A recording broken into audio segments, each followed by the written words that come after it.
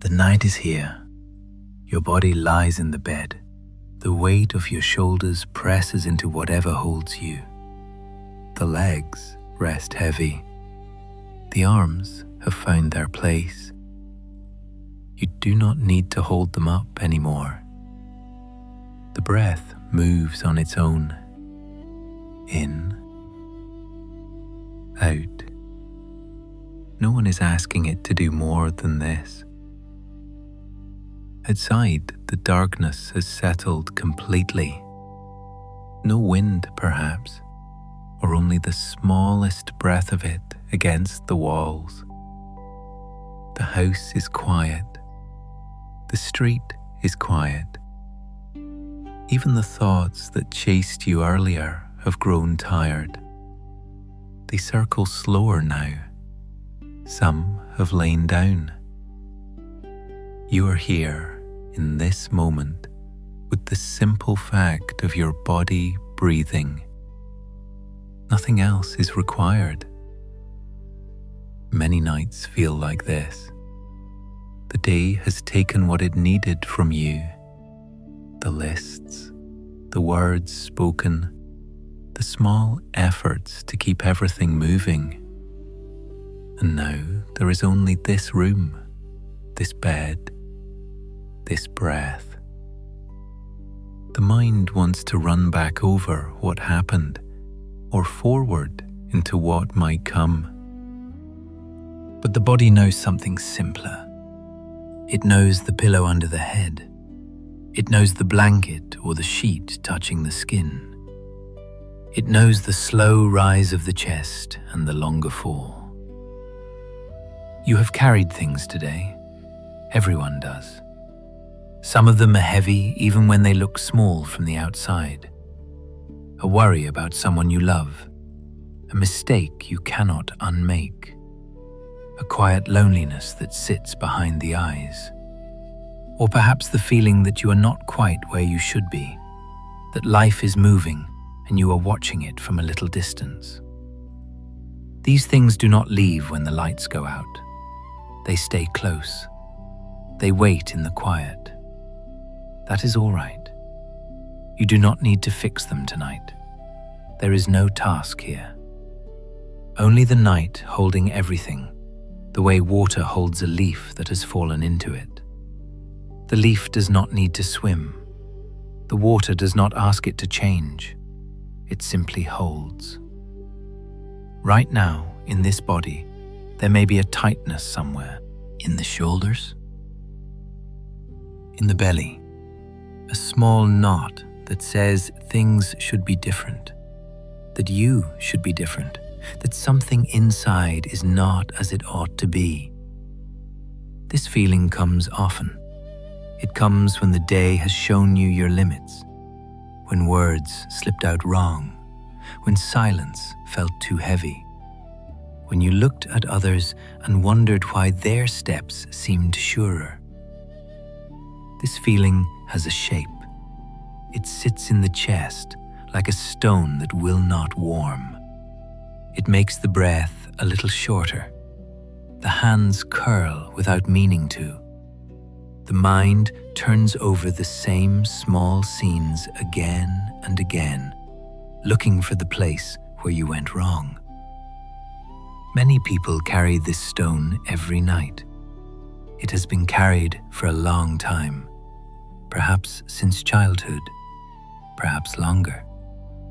But here, in the dark, something else is also true. The body is still breathing. The heart is still beating. The eyes have closed and the world has not ended. Nothing has demanded that you become perfect before allowing you rest. The night has come anyway. The bed holds you anyway. The breath continues anyway. There is a gentle truth in this. Nothing is wrong with you. Not in this moment. Not in the way the thought usually lands. The stone in the chest wants you to believe otherwise. It wants you to search and fix and improve without end. But the breath does not believe it. The hands resting on the blanket do not believe it. The night that has covered the whole world does not believe it. You are here. That is enough for now. The tiredness in your legs is enough. The thoughts that will not quite settle are enough. The small regrets and the larger ones are all held here, in this same body that is doing its best to rest. No part of you needs to be thrown away tonight. No part needs to earn its place in the dark. Let the shoulders drop a little more. Let the jaw soften. The face does not need to hold any expression. There is no one watching. Only this quiet room and the slow sound of your own breathing. In. Out. The air comes in cool perhaps, and leaves warmer. It knows the way without any help from you. This feeling of something being wrong has visited many times before. It arrives like an old guest who knows the door is never locked. It sits down and begins its familiar talk. You are too slow, too loud, too quiet, too much of this and not enough of that. The guest has stories from years ago. It remembers every stumble.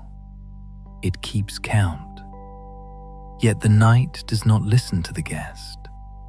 The night simply covers everything evenly. The tree outside your window, the road, the sleeping animals, your own tired form. All are covered the same. None are asked to be better first. When you were small, perhaps you learned to watch yourself closely, to notice every mistake so it would not happen again, to shape yourself into something that would not cause trouble. Many of us did.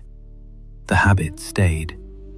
Now it speaks at night when everything else grows still. It says the same old things, and the body tightens around the words. But tonight, the words can pass like clouds. They do not need to be argued with. They do not need to be believed or disbelieved. They are only sounds in the mind, like rain on the roof. The roof does not argue with the rain. It lets it fall. Your hands are open now, or nearly so. The fingers have loosened. The palms face whatever direction they have found. These hands have worked and held and let go many times. They have known kindness and they have known anger. They have made things and broken things. And still they rest here. Still they belong to this body. Nothing is wrong with them. The same is true for the rest. The back that carries what it can. The knees that bend and ache sometimes. The voice that speaks or stays silent. All of it has done what it could with what it was given. There is no other body waiting to take its place. This is the one. This is the life.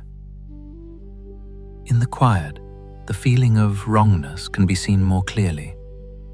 It is not a fact, it is a sensation, a tightness, a turning away. When it comes, the mind leaves the present and goes looking for proof. But the present is only this breath, this weight, this darkness that asks for nothing. Many have sat where you sit now, not in this exact bed, but in their own nights, carrying the same stone. Monks in old temples, mothers in small houses, workers whose hands were rough from labor, all of them breathing, all of them wondering at times if something inside needed repair. The old teachers knew this feeling well. They did not tell people to fight it harder. They pointed instead to what was already here. the ground under the feet, the air in the lungs, the simple fact of being alive in this moment. Nothing added, nothing taken away. You do not need to become someone else before the night will accept you. The night has already accepted everything. The stone, the breath, the thoughts, the silence between them, all of it. Let your attention rest on the place where the body touches the bed. Feel the contact, the pressure, the support. This support does not ask questions. It does not measure. It simply holds. The breath moves on its own. Let it. There is no need to make it deeper or slower. It knows what this body needs. In this moment, it is enough. As the mind wanders, bring it back gently to the body, not as a correction, but as a return home. The forehead, the eyes, the throat. Each part can soften a little more. No force, only invitation. This is how the feeling of self-acceptance begins. Not with big declarations, not with sudden change. It begins with this small allowing. The allowing of the body to be as it is. The allowing of the night to be as it is. The allowing of you to be as you are, here, now. A memory is rising now, the way mist rises from a river in early morning. It comes without hurry. An old monk in a simple hut many years ago. He had lived through war and loss and long wandering. His face carried the lines of all of it. One night, a traveler came to his door, tired and full of questions about what was broken inside himself. The monk did not answer with words at first. He simply sat with the man. The fire burned low. The wind moved through the trees outside. And in that shared silence, the traveler began to feel something he had not felt in years. The simple truth that nothing needed to be fixed before he could rest. That memory stays with me. It stays because it was not dramatic. It was ordinary. Two people breathing in the same small space. One carrying many years, the other carrying many doubts. Both held by the same night. You are held in the same way now. The doubts can stay. The stone can stay. They do not need to leave for you to be all right. They are part of the body too, part of this life. The breath moves on its own. The hands have opened a little more. The night asks for nothing in return, only this. In the high mountains of old China, where the mist clung to the pines each morning, there stood a small monastery of grey stone and weathered wood. The air there always carried the scent of damp earth and burning incense. Bells rang softly at dawn and dusk, their sound moving across the valley like a slow breath. The paths were made of worn stones, smooth from many feet over many years.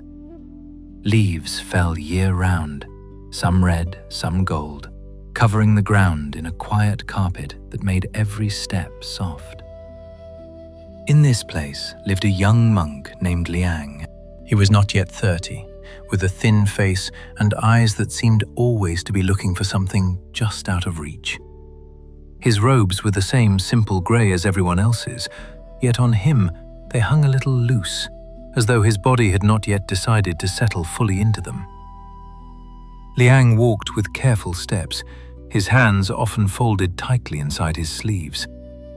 When he swept the courtyard, he swept each leaf 3 times, afraid one might remain and disturb the order.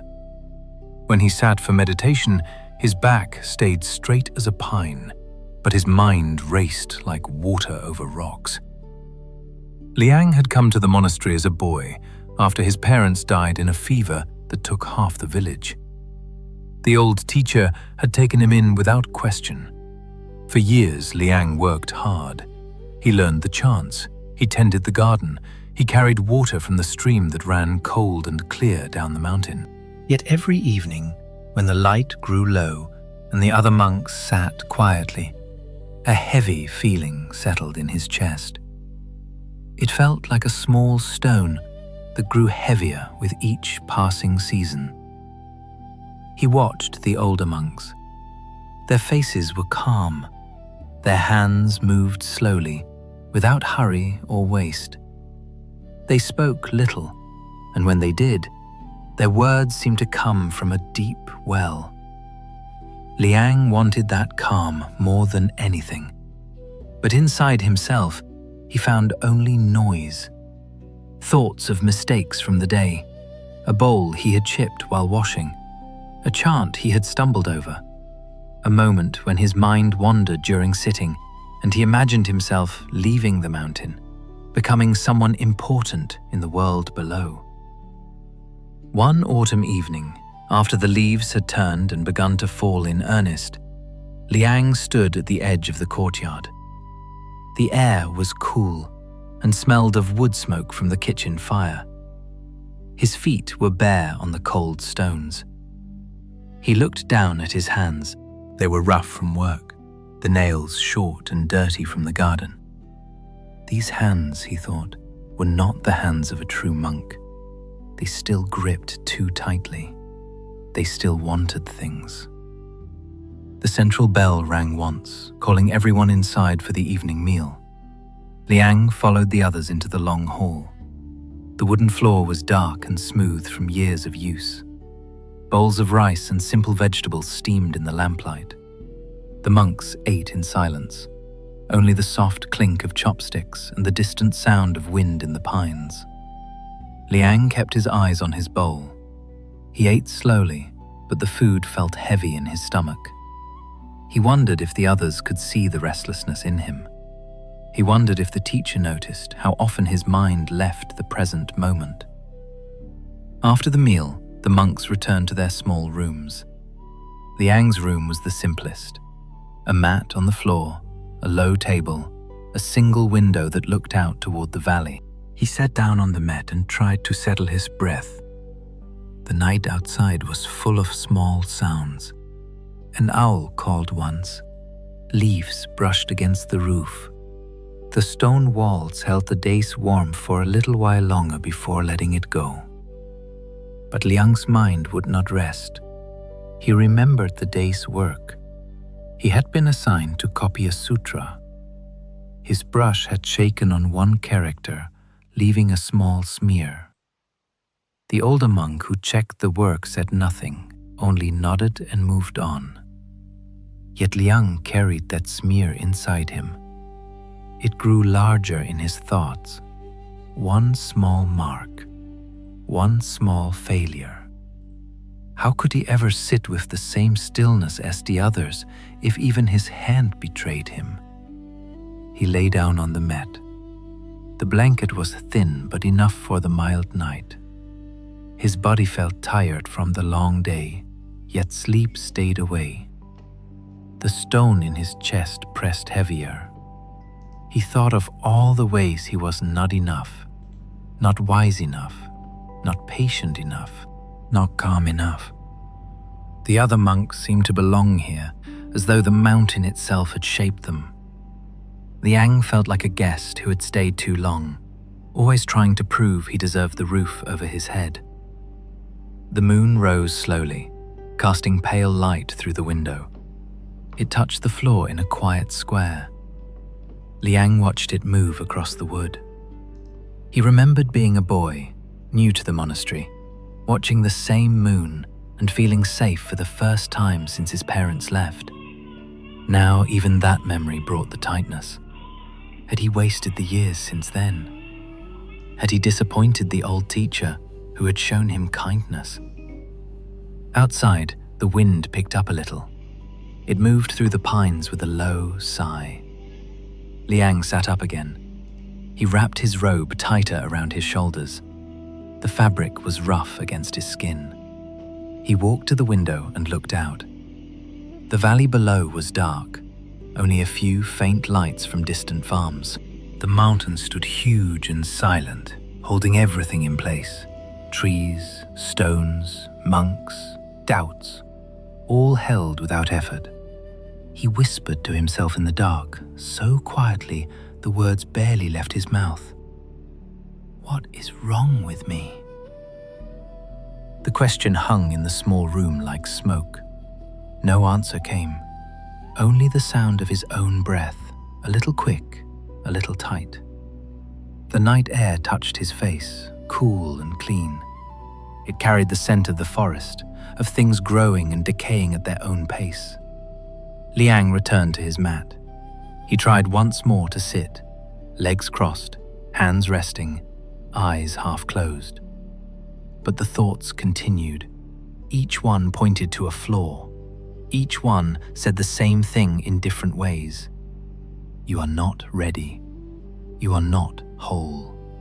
Something inside needs fixing before you can truly be here. The hours passed slowly.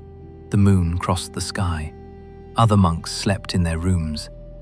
The monastery breathed quietly around him, the way an old house breathes when everyone inside has found rest. But Liang remained awake, carrying the stone, feeling the distance between himself and the peace he saw in others. By the time the sky began to show the first faint grey of morning, his eyes burned with tiredness. His shoulders ached from sitting so long. His hands, which he had kept tightly folded, had grown cold. He stood and walked to the door of his small room. The wooden latch felt solid under his fingers. Outside, the first birds were beginning to call. The path to the main hall was covered in new fallen leaves, wet with dew. Liang stepped out. The cold stones met his feet. The air smelled fresh, almost sweet. He stood there for a long moment, looking at the mountain slope rising above the monastery. The trees stood tall and unmoving. They did not seem to question their place. They simply grew where the seeds had fallen. The central situation had become clear in his heart. He could not continue this way, always measuring himself against an image of what a monk should be. The stone had grown too heavy. Something needed to change, yet he did not know how. He only knew he could not keep carrying it alone in the quiet hours. The breath moved in his body, still quick from the long night. His hands hung at his sides. The monastery waited for the new day, and Liang stood between the night that was leaving and the morning that had not yet fully arrived, feeling everything exactly as it was. Liang stood there as the grey light spread slowly across the mountain. The dew on the leaves shone for a moment before the sun touched them. His bare feet felt the cold of the stones travel up through his legs. The stone in his chest had not grown lighter during the night. If anything, it pressed more firmly now, as though the coming day would test it further. He breathed in the cool air. It filled his lungs but did not reach the tightness. He walked the path to the main hall. Other monks moved quietly around him. Their steps made soft sounds on the fallen leaves. No one spoke. The morning chanting would begin soon. Liang took his place on the worn cushion in the hall. The wood floor beneath him was smooth and cool. He arranged his legs, folded his hands, and tried to let his back straighten. The chant began. Low voices rose and fell together like a slow river. Liang's voice joined them, but his mind slipped away after only a few lines. He noticed the slip. The stone grew heavier. His shoulders pulled inward a little. After the chanting came the morning meal.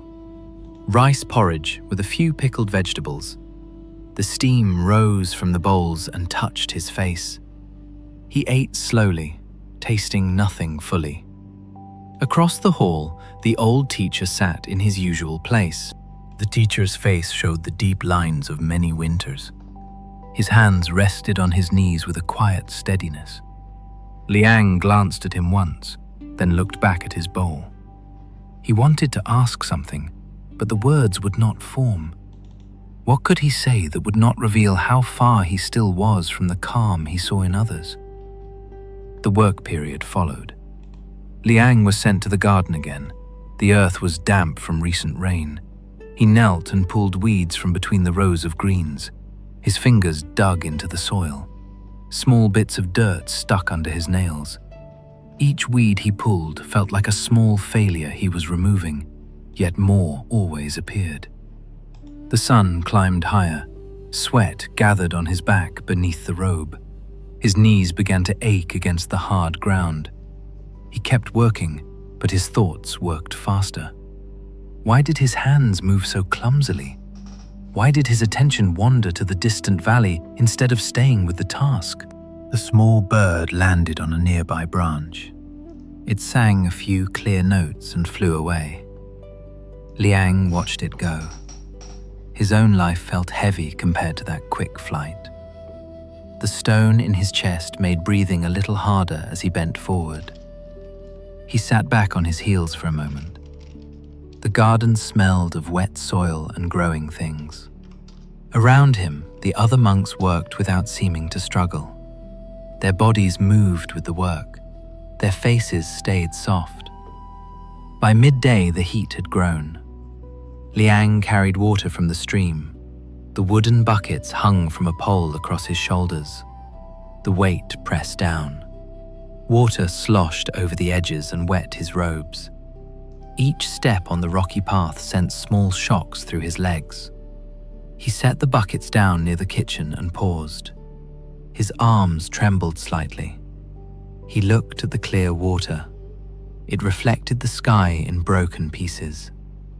He saw his own face for a moment, thin and tired. The reflection did not look like the face of someone who belonged here. In the afternoon came the time for study. Liang sat in the small library room. Scrolls lay open before him. The light came through the paper windows in a soft, even glow. He tried to read the old words, but they blurred. His mind returned again and again to the smeared character from yesterday. He picked up the brush to practice. The ink was dark and smooth. His first stroke was steady, but the second wavered.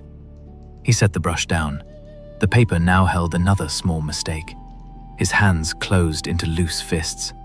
The tightness moved from his chest into his throat. He left the library and walked alone along the mountain path behind the monastery. The trees grew close here. Their needles brushed his shoulders as he passed. The ground was covered in layers of old leaves that gave softly under his feet. Birds called overhead, but their songs seemed far away. Liang walked until the path narrowed. He stopped beside a large rock and sat down. The stone was warm from the sun. He felt its warmth through his robe. His legs stretched out in front of him. For a long time, he simply sat. The thoughts came steadily. He remembered his parents' faces, faint now after so many years. He remembered the fever that took them. He had been too small to help. That helplessness had never left him fully. It lived inside the stone.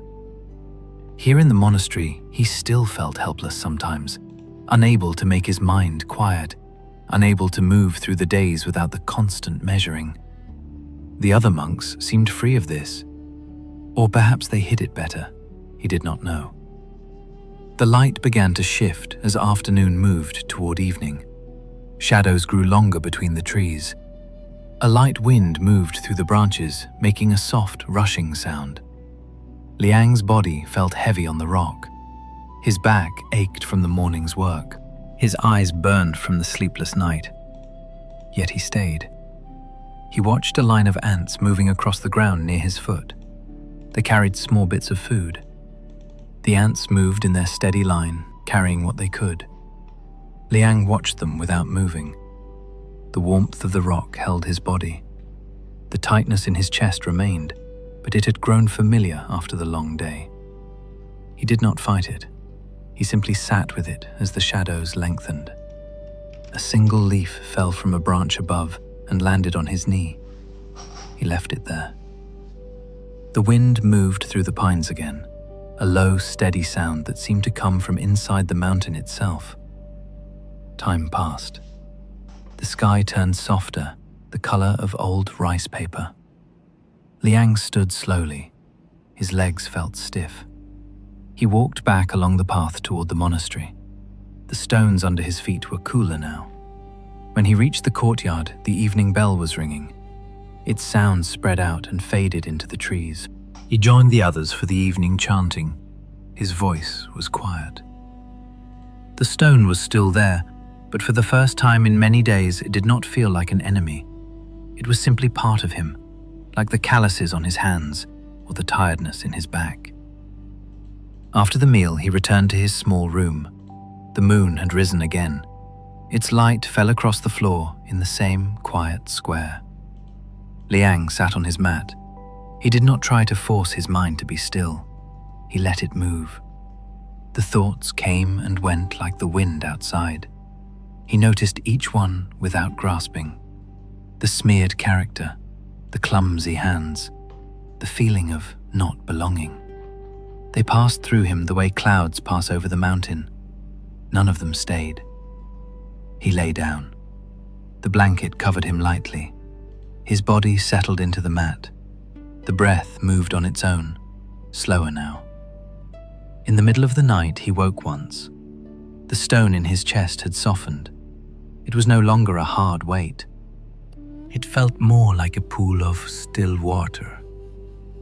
He placed one hand on his chest and felt the warmth there. Nothing needed to be fixed in this moment.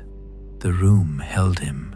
The mountain held the room. The night held the mountain.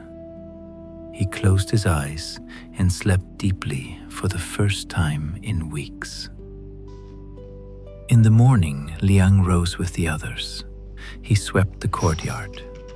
The broom moved in slow strokes. Leaves gathered in small piles. He did not sweep each one 3 times. He let some remain where they fell. During the chanting, his mind wandered, but he did not pull it back harshly. He simply noticed and returned to the sound of the voices.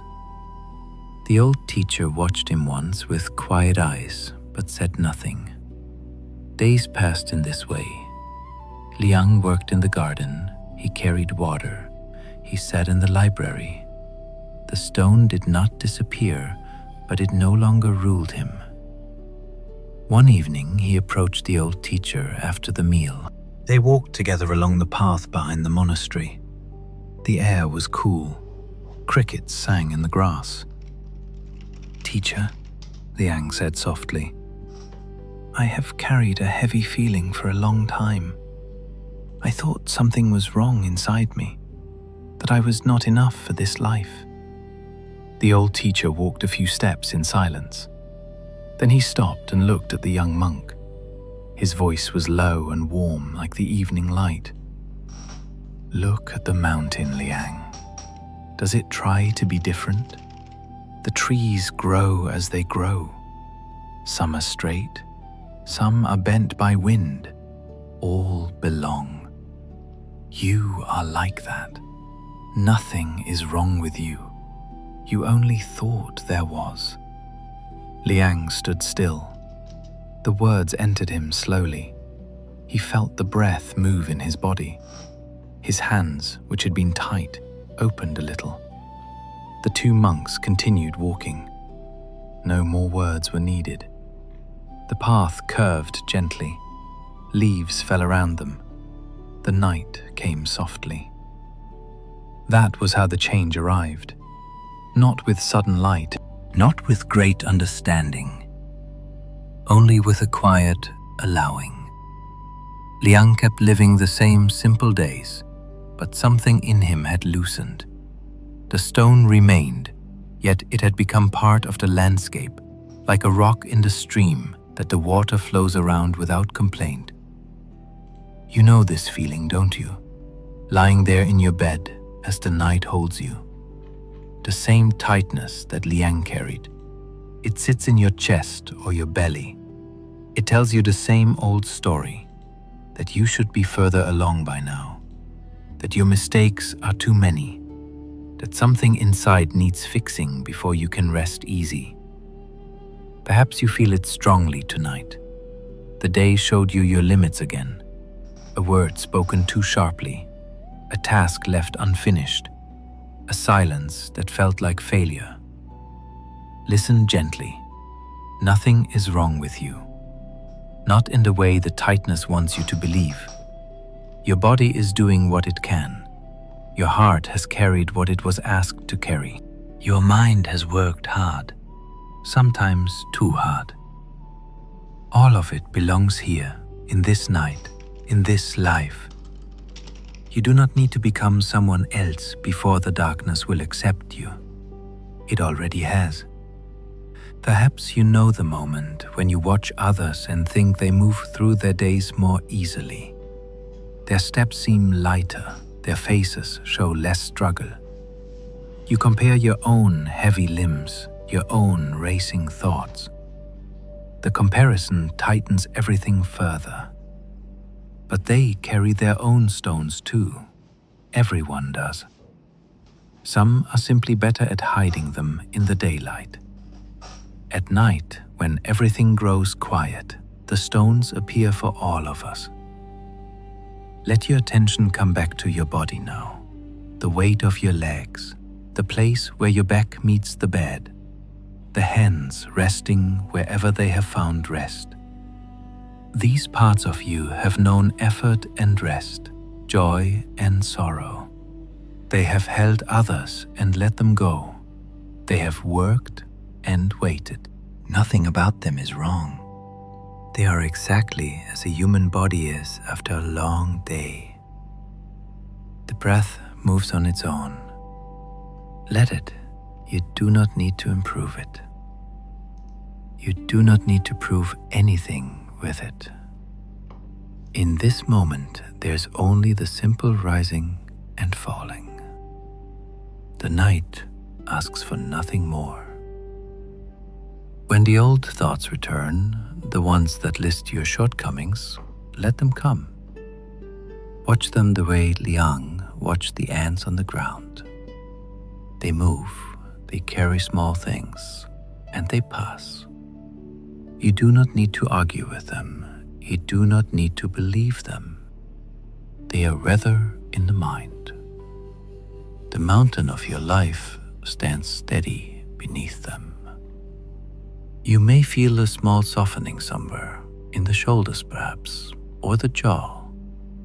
A tiny space opening where the tightness had been. This is enough. This is how it begins. Not by forcing change, not by becoming perfect, only by allowing what is already here to be here, without another layer of judgment. The night that holds you now has held countless others with the same doubts. It holds them without asking them to earn their rest. It holds you the same way. Your worries, your small griefs, your sense that something is missing or broken, all of it is allowed. All of it is already accepted by the dark and by the breath that continues. Perhaps tonight you can let one small thing rest. One regret, one comparison. Let it lie down beside you like the leaf that fell on Liang's knee. Do not push it away, do not fix it, simply let it be. And if the tightness returns, that is all right too. It has come many times before, it will come again. Each time it offers the same quiet invitation, to see it clearly, to feel it in the body, to remember that it does not define you. The hands that finally opened, the breath that moves on its own, the night that asks for nothing. What would it be like to carry this one simple truth into tomorrow? Not as a rule, not as something you must achieve, only as a soft possibility that nothing is wrong with you, that you are already here, already enough for this night, already enough for this life. The question stays with you now, gently, without demand, and the darkness listens. The night is still here with you. Your body rests in the bed. The weight sinks deeper now. Shoulders, back, legs, all of it letting go a little more into what holds it. The breath moves on its own. In, out. No effort asked, no improvement needed, just this. You have heard the story of Liang. You have felt something loosen in your own chest as his night passed. Now we sit together in this quiet teaching, not to add new weight, not to give you something else to carry, only to look together at what is already true. The feeling that something is wrong with you, it comes often. It lives in ordinary days and long nights. Let us stay close to it. Let us see it clearly without turning away. When that feeling arrives, it lands first in the body. A tightness in the belly, a pressure behind the eyes. The shoulders rise without your asking. The jaw clenches. The hands want to hold something tight. This is not a thought at first, it is a sensation, old and familiar. It says you're not right as you are. It says the day showed your flaws again, a word you wish you had not spoken, a task done only halfway, a silence that felt empty. The body believes it quickly. It tightens to protect itself from the wrongness. You know this pattern, most people do. It begins early. A child hears correction and learns to watch yourself closely.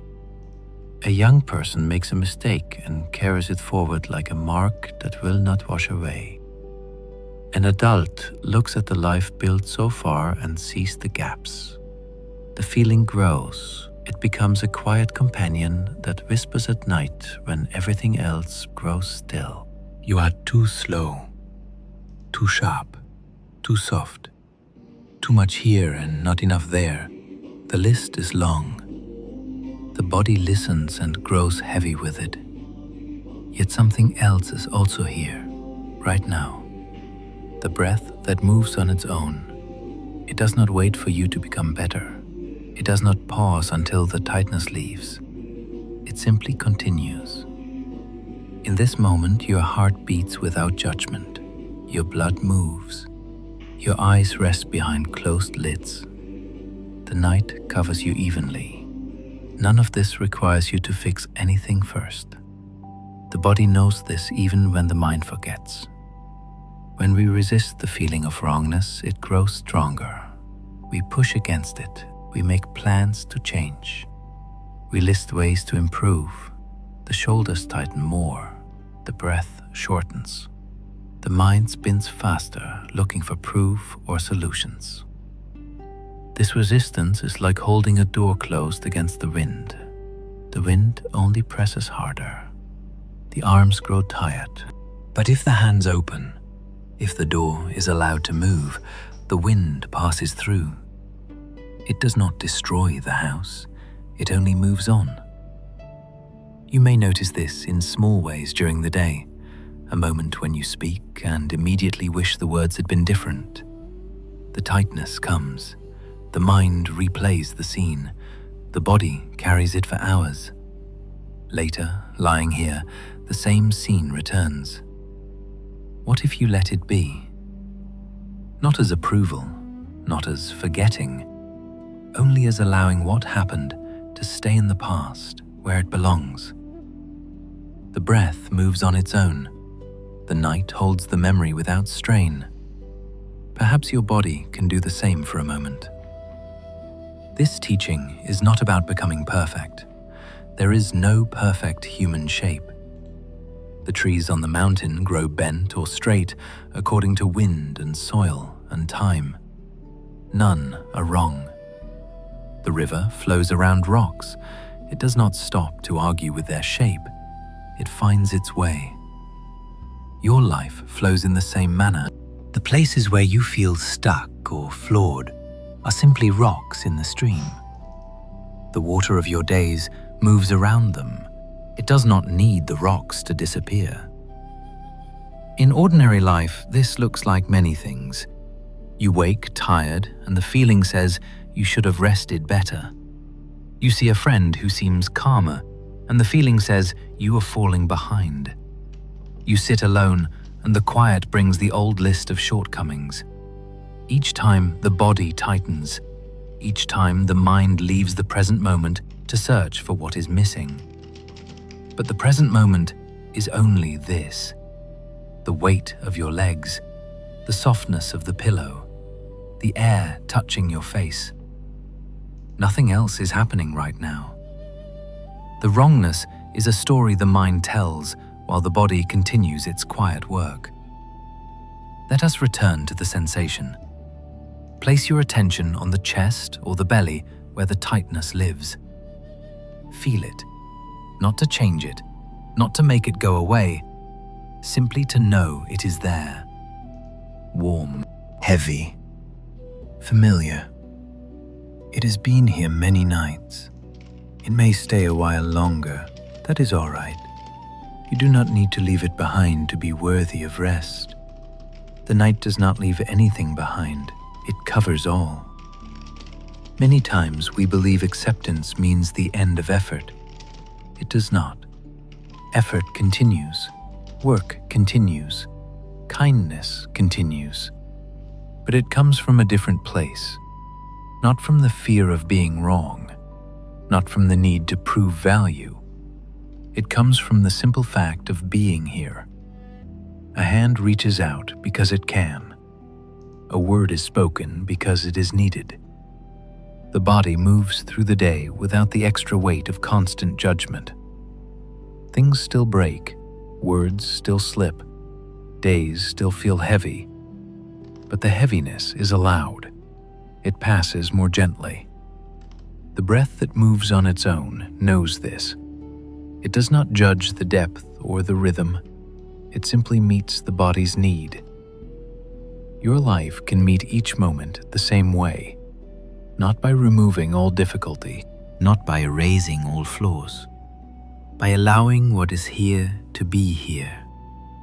The tired eyes, the uncertain heart, the hands that sometimes tremble, all of it belongs to this one life.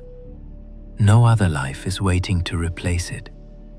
You may feel a small space open when you allow this, a softening in the shoulders, a longer breath, a moment when the mind grows quieter.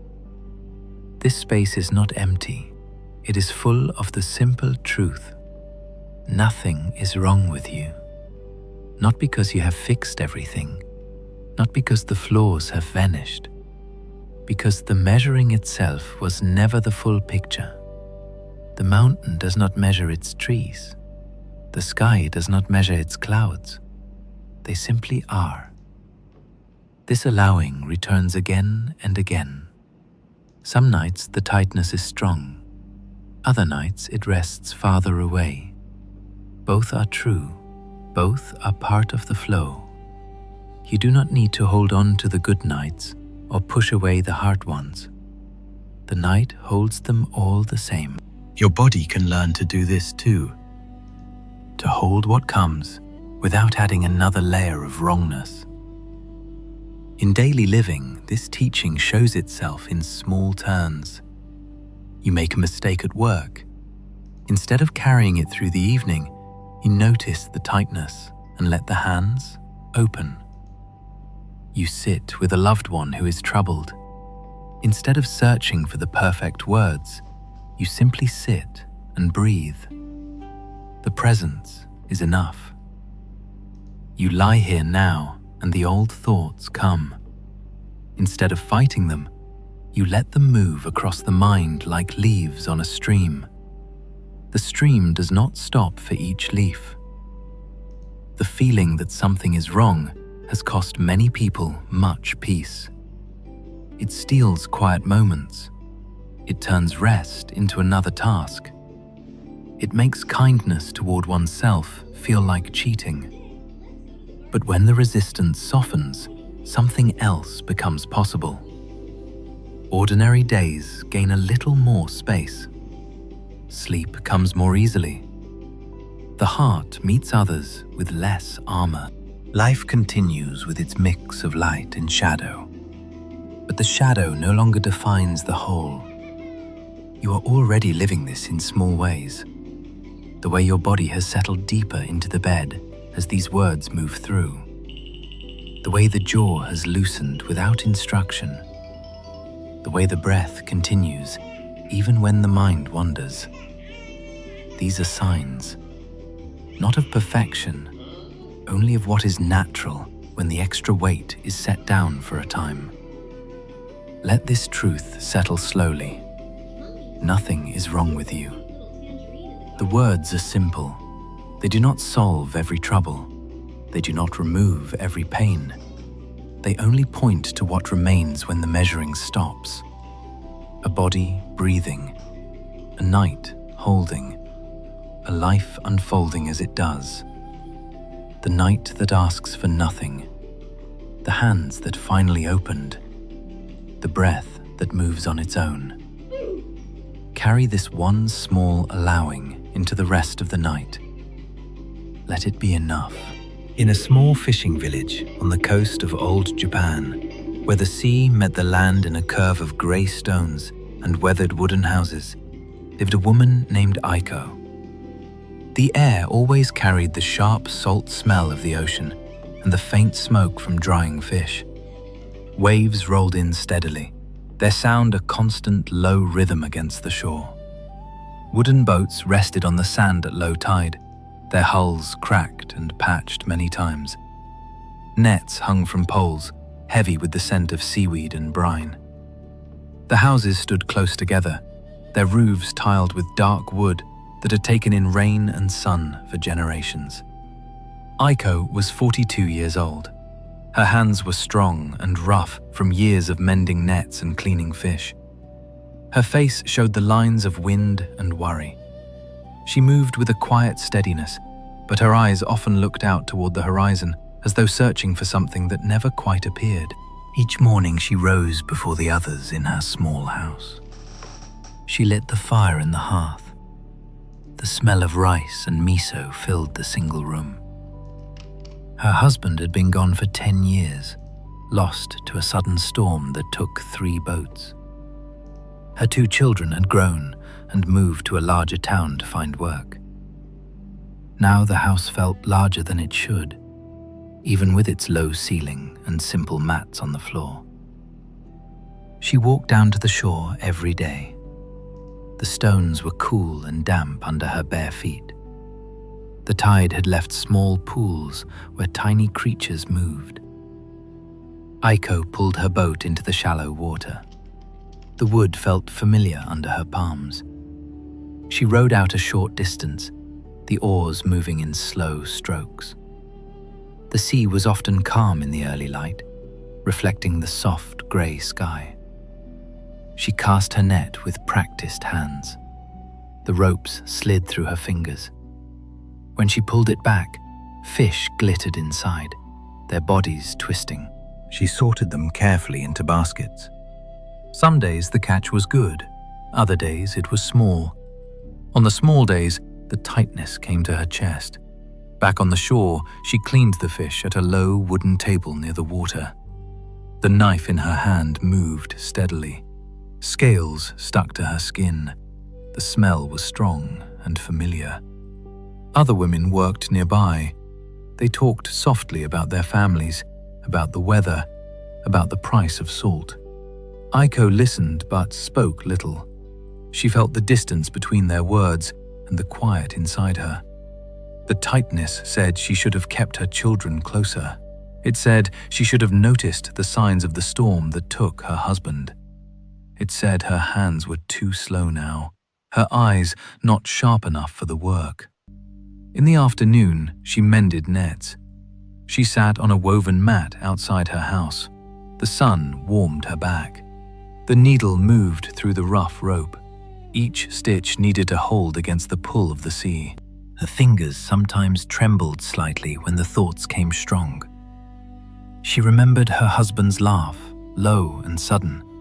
She remembered her daughter's small hand in hers on the day she left the village. The memories brought the stone in her chest. It felt like wet sand that would not dry. She kept working. The net grew longer under her hands, but the feeling stayed. The village moved through its day. Children ran along the paths between houses, their feet kicking up dust. Old men sat in the shade and smoked pipes. The smell of their tobacco mixed with the sea air. Dogs slept near the boats. Gulls called overhead, circling and diving. Aiko finished the net and hung it to dry. She washed her hands in a bucket of fresh water. The water felt cold against her skin. She looked at her reflection for a moment. The face looking back seemed tired, the lines deeper than she remembered. The tightness whispered that she was fading, that her life had become too small, too quiet, too full of what had been lost. She walked up the path to her house. The wooden steps creaked under her weight. Inside, the room was dim and cool. She sat on the mat near the hearth. The fire had burned low. She added a few pieces of wood. Flames rose slowly, casting moving light on the walls. The pot of rice from morning still held some warmth. She ate slowly. The food tasted of salt and smoke. Outside, the waves continued their steady sound. The afternoon light came through the small window in a narrow beam. Dust moved in it like tiny floating worlds. Aiko's hands rested in her lap. They were open but heavy. She felt the calluses, the small cuts from the ropes. These hands had held her children. They had held her husband's hand on their wedding day. They had worked every day since the storm. Yet the tightness said they were not enough, that she should have done more to keep her family together, that the village saw her as the widow who kept to herself too much. She stood and walked to the door. The sea stretched out wide and grey. A few boats were still out. Their sails were small against the horizon.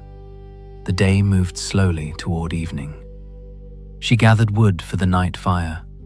The pieces were dry and rough in her arms. She carried them back and stacked them neatly. Her back ached from the bending. The stone in her chest made each breath a little shorter. She sat again by the hearth. The light outside softened. The sky turned the color of old pearl. Gulls flew back to their nests on the cliffs. The village grew quieter. Voices called children home. Doors slid shut. Aiko lit a small lamp. The oil flame flickered. Shadows moved across the room. She took out a piece of cloth and began sewing a tear in her own robe. The needle moved in and out. Each stitch was careful. But her mind wandered to the empty spaces in the house. The mat where her husband once slept. The corner where her daughter kept her few belongings. The tightness grew. It told her she had failed to hold things together, that something inside her was missing, the part that made life stay whole. Night came fully. The sea sounded louder in the dark, waves against stones, wind moving through the wooden walls. Aiko lay down on her mat. The blanket was thin and worn. Her body felt the hardness of the floor through it. She closed her eyes. The breath moved in her body, but it carried the weight of the day. The smell of the sea came through the cracks in the walls, salt and cold air. Her hands lay at her sides. They did not close into fists tonight, but they did not rest easily either. The central situation had settled around her like the night mist over the water. She could not escape the feeling that she was not right as she was. The village continued its life around her. The sea gave and took. The days repeated. But inside Aiko, the stone remained, heavy with loss and the quiet judgment that she should be different, stronger, more complete. The waves kept rolling in, the breath kept moving on its own, and she lay there, listening to both, wondering how long the tightness would stay. The night held the village. It held the boats on the sand. It held the woman in her small house. Nothing was asked of her. The sea did not demand she be without sorrow. The wind did not require her hands to be steady forever. Yet the feeling inside her continued its old story. She breathed with it. The house creaked softly. The waves continued, and Aiko remained, fully inside her life, carrying what she carried as the darkness deepened around her. Aiko lay listening to the waves. The sound rose and fell, steady as the years. The tightness in her chest pressed like wet sand after the tide. She turned on her side. The mat felt thin beneath her. Her body carried the day's work in her shoulders and in the small of her bag. The lamp had burned out. Only the faint light from the moon came through the cracks in the wall. It touched her hands where they rested. The hands looked old in that light. They had done much. Yet the feeling said they had not done enough. She rose before dawn, as always. The fire needed lighting. The water needed carrying from the well. Her feet moved across the cool floor. Outside, the sea lay calm under the grey sky. She walked down to the boats. The stones were wet. The air tasted of salt. She pushed her small boat into the water. The oars moved slowly. Each pull sent small ripples outward. The net went over the side. She waited. The boat rocked gently. Gulls called above. The tightness stayed with her, quiet but present. When she pulled the net, it held only a few small fish. Their bodies shone for a moment, then stilled. She rowed back. On the shore, she cleaned them with slow strokes of the knife. Scales stuck to her fingers. The other women worked nearby. One spoke of her grandson. Another laughed softly about the price of rice. Aiko listened. Her own words felt heavy in her throat. She finished the fish and carried the basket up the path. The weight pulled at her arms. The house waited, empty and familiar. That afternoon, she sat mending the net again. The needle moved in and out. The rope was rough. Her fingers found the holes and closed them. The sun warmed her back, but the stone in her chest stayed cool. She thought of her husband's face the last morning he left, the way he had touched her shoulder before stepping into the boat. She thought of her children's voices when they were small, filling the house. The memories came like the tide, bringing the tightness higher. She kept stitching. The net grew stronger under her hands, even as the feeling inside remained. Evening came slowly. The sky turned soft. The waves sounded gentler. Aiko walked along the shore. The stones shifted under her feet. Small waves touched her ankles, cold and sudden. She stopped and looked out. The horizon line was clear and far. No boats in sight. The village lights began to appear one by one. Smoke rose from the houses. The smell of evening meals drifted on the air. She turned back. Her steps were slow. The path felt longer than usual. Inside her house, she sat by the hearth. The fire crackled softly. She ate a little rice. The warmth reached her hands, but not the deeper place. She lay down early. The blanket covered her. Her body settled. The breath moved on its own, carrying the day's weight. The sea continued outside. The house creaked. Time passed in the dark. In the middle of the night, Aiko woke. The tightness had not left. She sat up. The room was still. She opened the door and stepped outside. The moon hung low over the water. Its light made a silver path on the sea. The air was cool on her face. She walked to the edge of the shore and sat on a large stone. The stone held the day's warmth. Her robe touched the rough surface. She looked at the water. It moved endlessly, giving and taking without complaint. A memory came. Her husband once told her, after a poor catch, "The sea does not judge the fisherman. It only gives what it gives." She had forgotten those words until now. They returned quietly. She placed her hands on the stone. The palms felt the texture. The tightness in her chest softened, not gone, but less sharp. She breathed with the waves, in, out. The breath that moves on its own. She stayed there a long time. The moon moved across the sky. The village slept. No one called for her. No one needed her to be different. The sea did not ask her to stop grieving.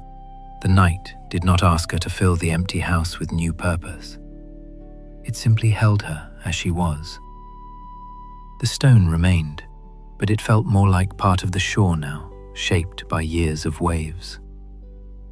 When the sky began to lighten, she stood. Her legs were stiff. She walked back to the house. She lit the fire. She prepared the morning meal. Her hands moved with the same steadiness.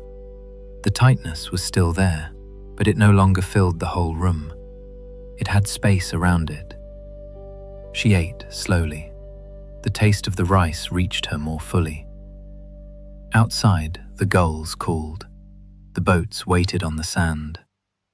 The days that followed were much the same. She rowed, she mended, she cleaned fish, she sat by the hearth at night. But something had shifted. When the old thoughts came, the ones that listed her failures and losses, she let them sit beside her, like the stones on the shore. She did not argue. She did not push them away. She felt them in her body and continued with the small tasks.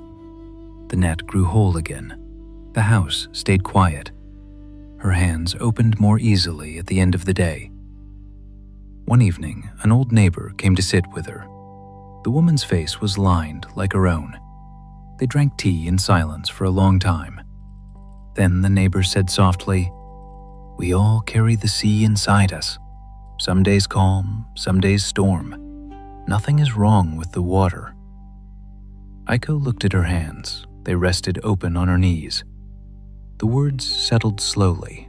The fire burned low. The two women sat together as the night deepened. No more words were needed. That was how the change arrived for Aiko. Not with a great wave, not with forgetting the past, only with the allowing of what was already true. The sea gave what it gave. The house held what it held. Her life was as it was. Nothing inside her needed to be repaired before the morning could come again. The breath moved on its own. The hands that finally opened. The night that asks for nothing. You may feel something similar now, lying there. The story of Aiko leaves a quiet feeling, a softening perhaps, or a recognition. The same tightness she carried lives in you too, in different shapes. The losses you have known, the ways life has changed without asking, the sense that you should be handling it all differently. It sits in the body as you rest. That is all right. The night holds it the same way the sea held Aiko's boat. Let yourself rest inside this feeling, the weight of your body, the slow breath, the space around the tightness. You do not need to solve anything before sleep comes. The stories of Liang and Aiko both point to the same simple truth. The measuring stops when we stop feeding it. The stone does not disappear, but it becomes part of the landscape, something the water flows around, something the night covers gently. Your own life moves like the tide, some days full, some days empty. Hands that work and hands that rest. Words spoken and words held back. All of it belongs. The night does not choose only the easy parts to hold. It holds everything. Your doubts, your grief, your small successes, your ordinary tiredness. Nothing is wrong with any of it. The breath that moves on its own continues. Let your attention rest there for a moment. The rise, the fall. No judgment in it. Your body knows how to be here. It has done so through every hard night and every quiet one. You can trust that a little more tonight. The shoulders can drop. The hands can stay open. The mind can wander without being chased. There is a gentle release in this. Not dramatic, not complete. Only a small space where the old tightness has room to breathe. You may fall deeper into rest now. That is good. The night asks for nothing in return, only this breath, and this one, and the next. Your body lies here now, heavy. The shoulders have sunk deeper into the bed. The back spreads its weight. The legs rest without holding themselves. Feel this. The arms have found their places. The hands lie open or curled softly. No need to adjust them. The night has done its work. The breath moves on its own, slow, even. Each one a small wave that rises and falls without your help. The forehead is smoother now, the skin around the eyes soft. The jaw hangs loose, no tension needed. The throat is open, the chest rises only enough. The belly is soft, heavy, letting the bed hold everything. Lower still, the hips settle, the thighs heavy as stone, the knees relaxed, the calves and feet sink, all of it quiet, all of it here. No part asks to be different. The whole body breathes together. One slow rhythm, one shared rest. The mind has slowed too. Thoughts come, but they drift. They do not pull as hard. Some pass like distant clouds. The room holds you. The darkness outside the walls is complete. No demands reach you here. Only this weight, this quiet, this breath that moves on its own. Stay with the body a little longer. The contact where skin meets sheet, warm in places, cooler in others. The small sounds of the house settling, a creak, a faint wind. Your own breath, the loudest thing. It has slowed since the beginning, deeper into rest. The heart beats steady beneath it all. No hurry, no judgment. Just life continuing in its simple way. Now the teaching goes further, deeper into the heart of it. When we do not see that nothing is wrong with us, the cost is high. The days grow heavy. Each small mistake becomes a mark against ourselves. We carry it. We turn it over at night. The shoulders stay tight, the sleep stays thin. We compare, we measure, we push. The body pays first.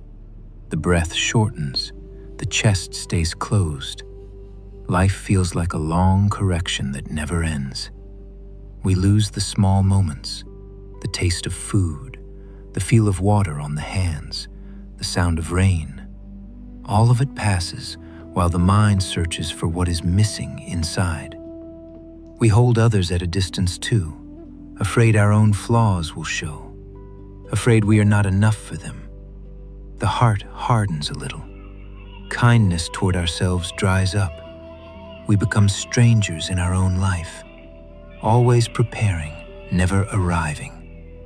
This costs peace, real peace, not the kind that comes from fixing everything, the kind that is already here when the fixing stops.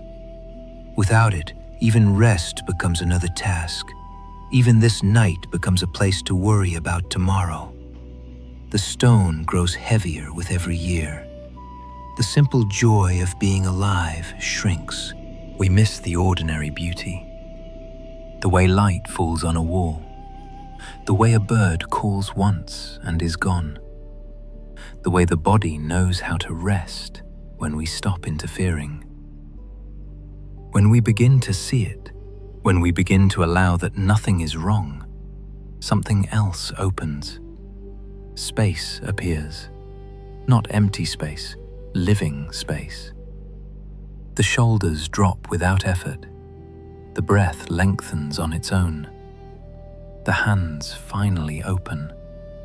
Small tasks feel lighter, not because they change, because we stop carrying the extra weight of judgment with them.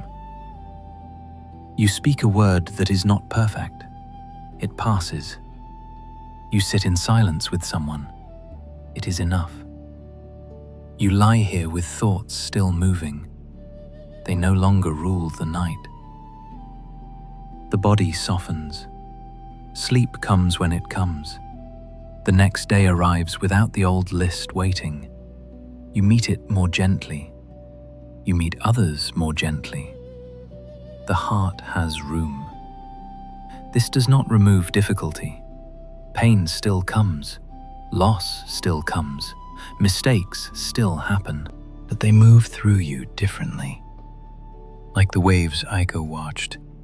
They rise, they fall. They do not define the sea.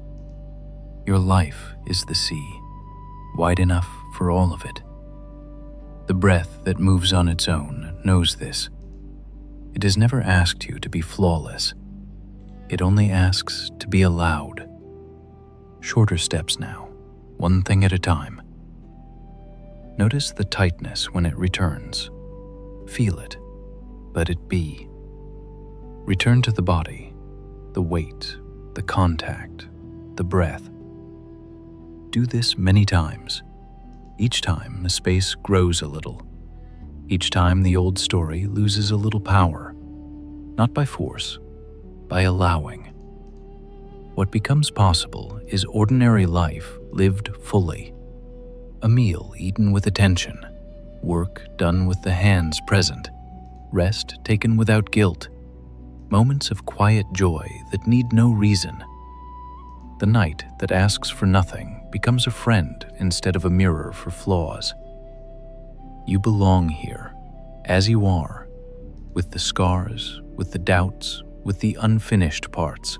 The cost of not seeing this is a life half-lived, always preparing for a better version that never arrives. The gift of seeing it is this moment, this body, this night. Enough. You do not need to understand all of it tonight. Let the words drift. Some will stay, some will dissolve. That is fine. You have permission to not get it perfectly. Permission to let the mind wander. Permission to fall asleep in the middle. Permission to simply rest. Tonight is enough. Your effort is enough. Your tiredness is enough. Your presence here, breathing, is enough. Nothing more is asked. The night holds everything. The hands that finally opened. The breath that moves on its own. The night that asks for nothing in return. Rest now, deeply, completely, as you are. In a quiet valley in old Korea, where low hills rolled gently toward a slow-moving river, there lived an old monk named Min. The valley held rice fields that turned gold in autumn. and a small temple of weathered wood and gray tile. The air carried the scent of damp soil and ripening grain. Leaves from chestnut trees fell in slow spirals when the wind touched them. The river moved with a soft voice over smooth stones, never in hurry. Birds called at dawn and again at dusk, their notes clear and spaced far apart. Min was past 70. His back had curved a little with the years. His hands showed thick veins and dark spots. He moved slowly through the garden behind the temple. The garden was small, no larger than the space needed for simple living. Rows of greens grew beside herbs and a few flowers that opened only in the morning light. Min wore the same faded gray robe every day. It hung loose on his thin frame. His steps made almost no sound on the narrow dirt paths between the plants. This evening, the sun had gone low. The light turned soft and golden across the valley. Min knelt beside a row of leafy greens. The soil felt cool and moist under his knees. He reached out with one hand and pulled a single weed. The root came up easily. He placed it gently on a small pile beside him. The leaves of the greens brushed against his wrist. They were cool and slightly fuzzy. He stayed there, kneeling, looking at the way the light touched the edges of each leaf. No hurry. The breath moved on its own in his chest.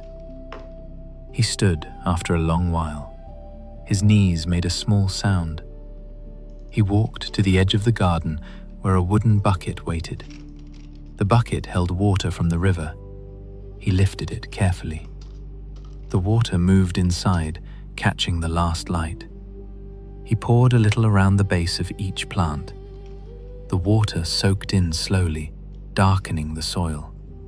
Drops clung to the leaves for a moment, then disappeared. Min's hands worked without thought. Pour, move, pour again. The sound of water meeting earth was soft, like a secret told only to the plants. The air grew cooler. A light wind came from the river. It moved through the chestnut trees and brought a few more leaves down. One leaf landed on Min's shoulder. He left it there. It rested lightly on the grey fabric.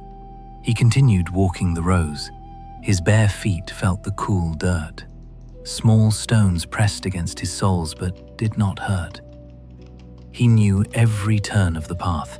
He knew where the soil was softer and where it held more clay. He knew which plants needed more water today and which were content. Near the back of the garden stood an old stone lantern. Min stopped in front of it. The stone was rough and cool. He brushed a bit of dust from its base with his hand. The movement was slow. His fingers traced the edge without purpose. The lantern had no light in it yet. Evening had not deepened enough. He looked toward the river. The water reflected the sky's soft colors. A single bird flew low over the surface and disappeared into the trees on the far bank. Min turned back to the garden. He picked up a small rake made of bamboo. The handle felt smooth and warm from many years of use. He raked gently around the base of a bush. The tines moved through the soil, turning it slightly. Small clumps broke apart. He worked without haste. Each stroke was complete in itself. The sound was quiet, like dry leaves brushing together. His breath stayed even. The robe shifted softly against his skin with each movement. The leaf on his shoulder stayed for a time, then fell away. The light changed again. It became the color of pale honey. Shadows stretched long across the garden. Min set the rake down and sat on a low wooden bench at the edge. The bench was old and weathered. It held his weight without complaint. He rested his hands on his knees. The palms faced upward. The veins stood clear under the thin skin. He looked at the garden. The plants stood still in the quiet air. Some leaves moved the smallest amount when the wind touched them. Nothing asked to be different. He stayed there as the sky deepened. The first stars appeared, faint and far. The river continued its low sound. Frogs began to call from the wet places near the bank. Their voices rose and fell in no particular order. Min's eyes half closed. He felt the coolness of the evening air on his face. It moved across his forehead and cheeks. His jaw was soft. His shoulders rested. The tiredness in his back was simply there, known and allowed. The breath moved on its own. After a time, he stood once more. He walked to the temple kitchen. The wooden door slid open with a familiar sound. Inside, a single lamp burned low. He prepared a simple meal: rice from the morning, a few pickled vegetables, a small piece of tofu. He carried the bowl outside and sat again on the bench. The food was warm in his hands. He ate slowly. Each bite tasted of the earth and the careful work of many hands. The rice was soft.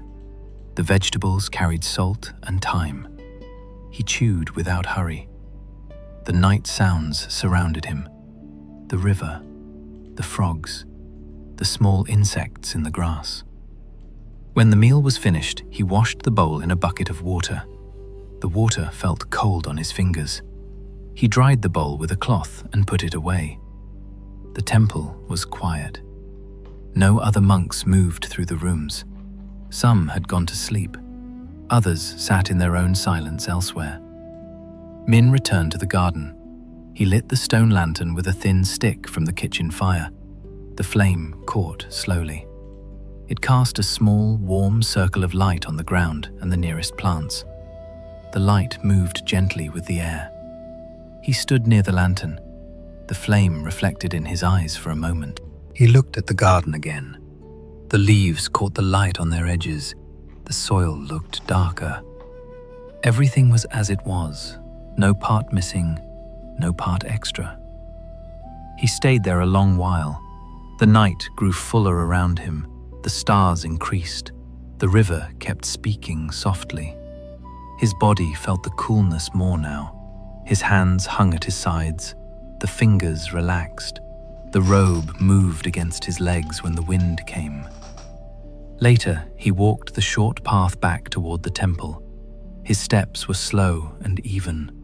The dirt path felt familiar under his feet. A few leaves had fallen across it during the evening. He did not sweep them. He stepped over them carefully. The wooden floor of the temple creaked softly as he entered. He moved to his small room. The mat on the floor waited. He sat down. The breath moved on its own. His hands rested in his lap. The lantern light from the garden was no longer visible, but its warmth stayed somewhere inside the quiet. The night held the valley. It held the river and the garden and the old monk. Min sat without moving for a long time. The ordinary moments of the evening passed through him like the water over the stones. Nothing needed adding. Nothing needed taking away. The plants would grow or not grow according to rain and sun. The leaves would fall when their time came. His own body would rest when it needed rest. The breath continued, slow, steady, complete. He lay down on the mat. The blanket covered him lightly. The room was dark and still. Outside, the river kept its low conversation with the stones. The wind moved through the trees once more, bringing the scent of the garden into the night air. Min's eyes closed. His face softened.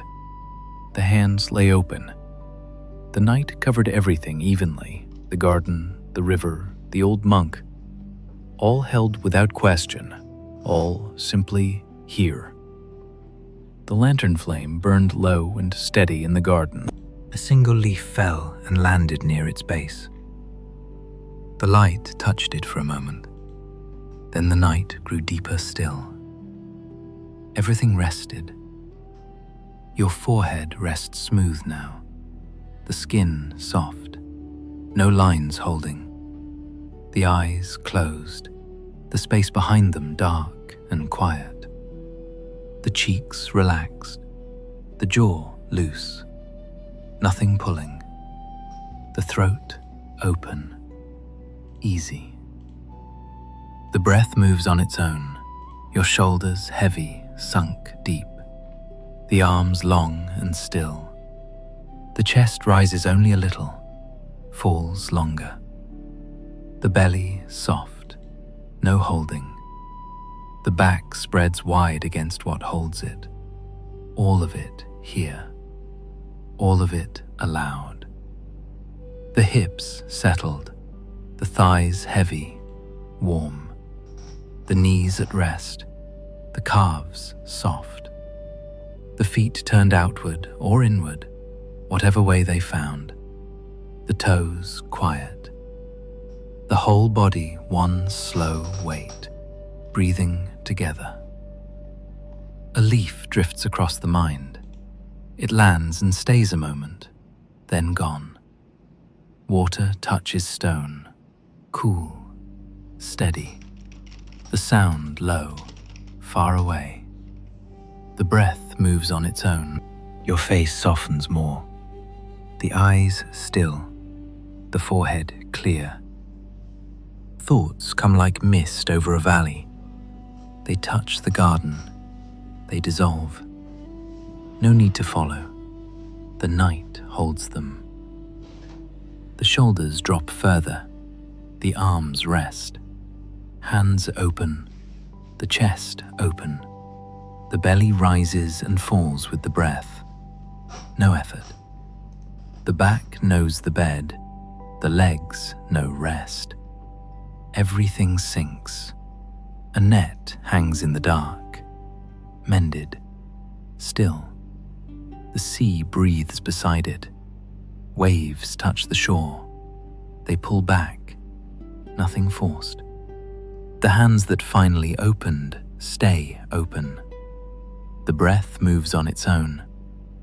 Your forehead smooth, eyes resting, jaw loose, throat easy, shoulders heavy, arms long, chest soft, belly soft, back wide, hips settled, thighs heavy, knees quiet, calves relaxed, feet still. The garden soil cool under bare feet, water poured slow. Leaves catch the last light. They move once, then still. The river speaks low. The old monk sits.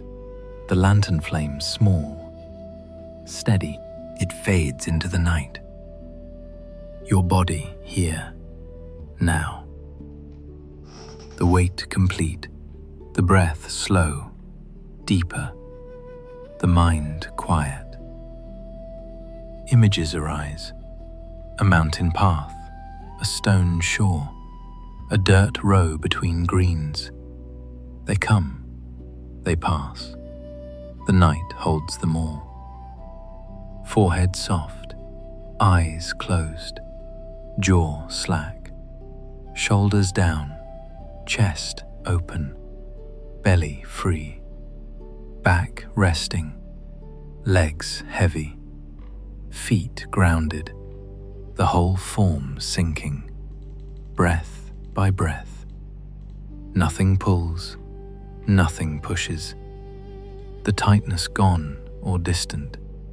A small pool now, still water. The hands that finally opened rest. The night that asks for nothing covers everything. Your breath moves on its own. In, out, slower. The room quiet, the darkness full.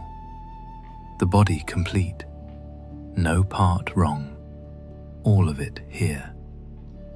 A bell sounds once, far, in the memory of pines. A wave touches stone, once. The garden lantern burns low, the flame small, warm, then softer. The forehead smooth, the eyes at peace, the jaw loose, shoulders released, arms open, hands still. Chest rising gently, belly soft, back held, hips settled, thighs heavy, knees at ease, calves quiet, feet resting. Everything dissolves. The mountain, the sea, the valley, the monk, the woman, the young one, all into this breath, this night, this body resting. The night holds everything, every worry, every question, every small grief, and asks for nothing in return, only this breath, and this one, and